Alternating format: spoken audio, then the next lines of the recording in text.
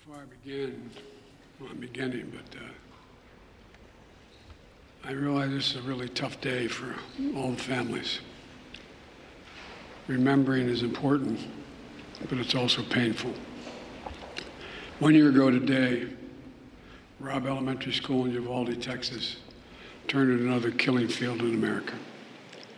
A few days later, Jill and I traveled there and stood before those 21 crosses outside the school.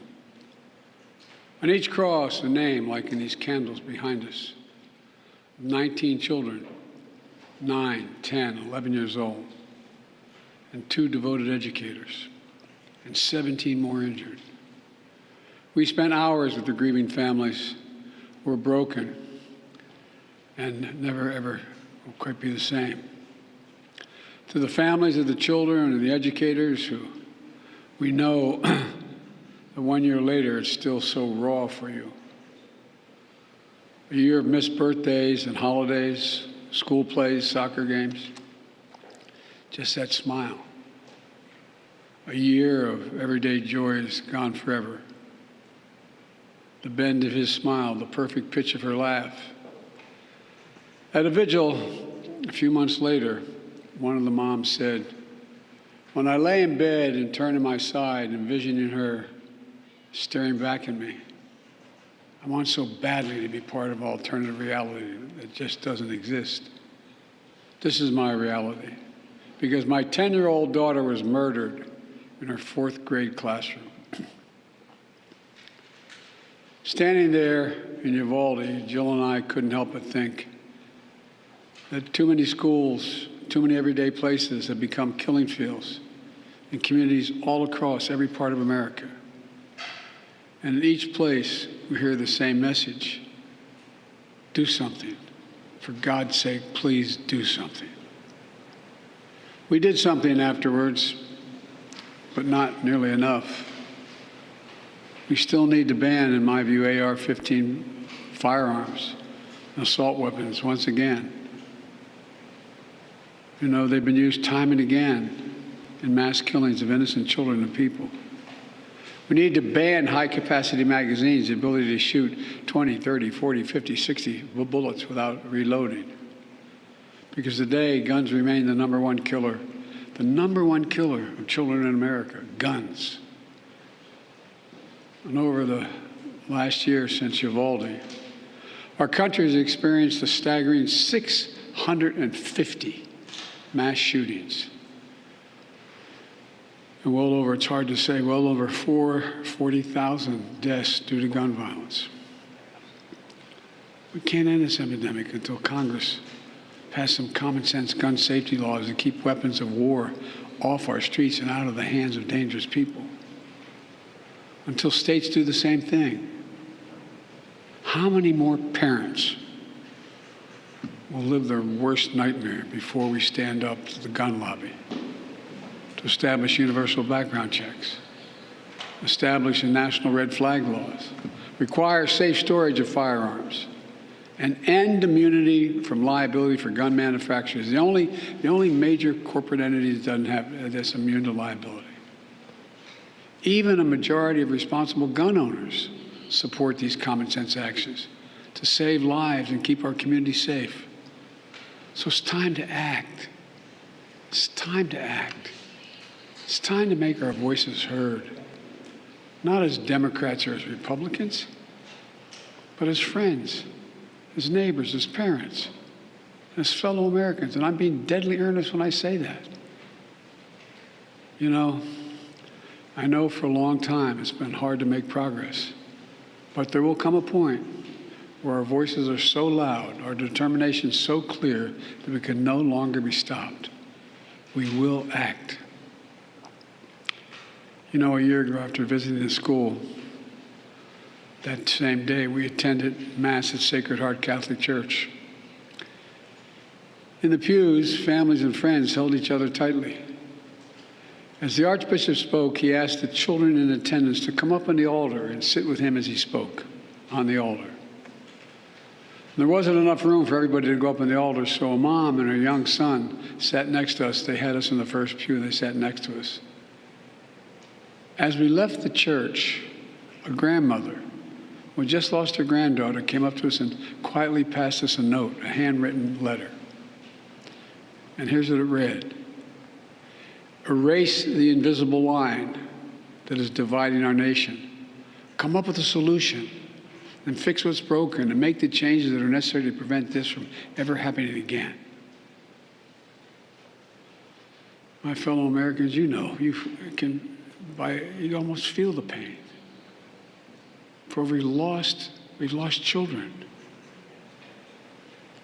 We have to do this to save our children. For the nation we love, to erase that invisible line. Jill and I stand here today, as earlier this morning we were talking about planning a memorial service this weekend, celebrating the anniversary of the death of our son, Bo. Well, guess what? While everyone's pain is different, we, like many of you, have some understanding what it's like to lose a child on more than one occasion. For those who've lost a loved one in Uvalde, to the moms, the dads, the brothers, the sisters, the grandmoms, the grandpops, this is what I know. One, they'll never be gone from your heart. They'll always be part of you. And I know this as well.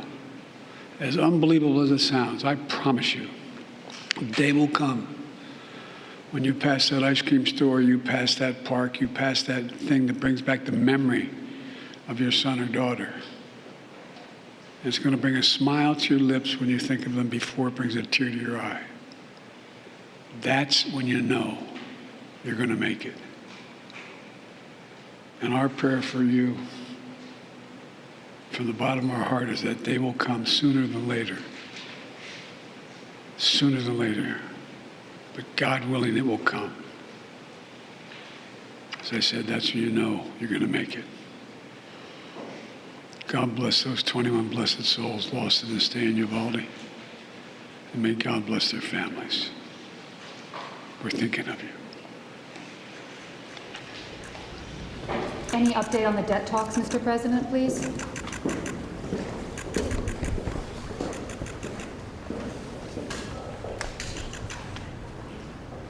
President Biden offering words of comfort to the families of those killed at Uvalde, Texas, at that school in Uvalde 1 year ago tonight. 21 people dead, 19 of them children. Let's bring back NBC News Chief White House correspondent Peter Alexander. Peter, we heard a familiar laundry list from the president, a call for an assault weapons ban, a high-capacity magazine ban, a universal background, a list we have heard many times before. Has anything changed dramatically in this year?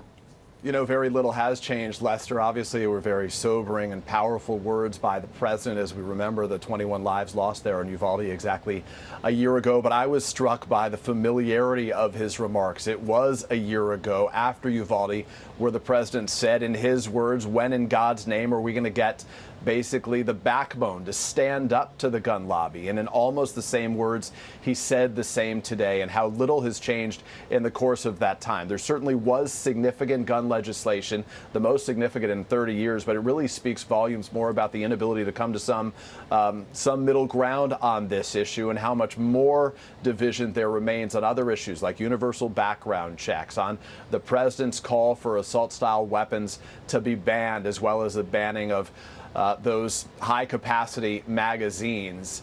The president obviously not finding any success on those efforts, most notably because of resistance among Republicans in Congress. This is obviously an issue that galvanized a lot of Americans on both sides, but one without a wider movement among lawmakers really will not see any further impact. Lester? All right, Peter, thank you. Our senior national correspondent, Tom Llamas, was in Uvalde immediately after the shooting, recently spoke with parents there. We just, in fact, returned from Texas. Yeah. You talked to families and administrators about coping and healing and what that looks like a year later. And it's incredibly difficult for them, as you can imagine, Lester. I spoke with one mother, Kimberly Mata Rubio. She lost her daughter, Lexi, just 10 years old.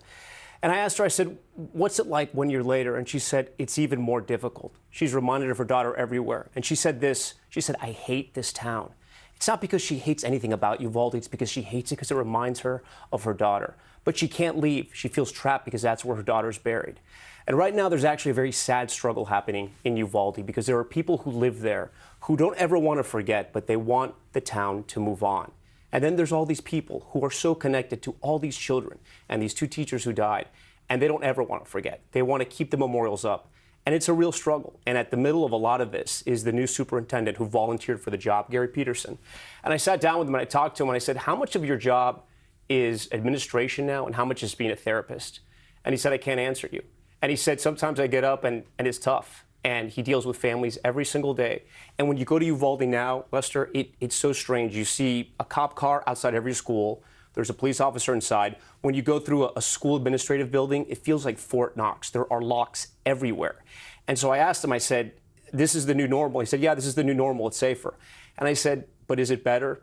And he couldn't answer me. But that's the reality. And then I know there's also this push for accountability still a year later after the way that shooting was handled. Yeah. Law enforcement officers on the sidelines, essentially, while the killing was taking place. That is so tough for them. And there are ongoing investigations. The DOJ investigation is still ongoing a year later. And it's tough for them because it's constant reminders. Every now and then, a certain video will be leaked. New information will come out. And it's information that makes it even harder to understand. Why did these law enforcement officers not move in on this gunman? On top of that, these mothers, they are on the front lines of trying to get change. I asked them, if you had the presidency or if you had one power, what's the one law you would change in this country? And they said what President Biden just said. They would ask for an assault weapons ban that would include AR-15s and similar weapons. All right, Tom, we'll see you on Top Story on NBC News now a bit later on. Thank you. That concludes our NBC News special report. We'll have much more ahead on NBC Nightly News tonight and on our streaming channel, NBC News Now. I'm Lester Holt. Thank you for watching, everyone. We'll see you a bit later this afternoon.